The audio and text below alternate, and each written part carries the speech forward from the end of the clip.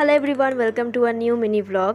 আজকে ছিল 7ই জুলাই আর রথের দিন। তো আজকে মা আর আমি বেরিয়ে গেছিলাম রথের মেলার জন্য। গত বছরও ঘ্যাসের মাঠে এই মেলাটায় আমি গেছিলাম, তোমরা ব্লগটা দেখেছিলে, খুব ভালোবেসেছিলে। আজকেও সেম মেলাতেই এসেছি, সেম মেলা, সেম সব কিছু একই রকম। তোমাদেরকে একটু চট করে দেখিয়ে দিলাম।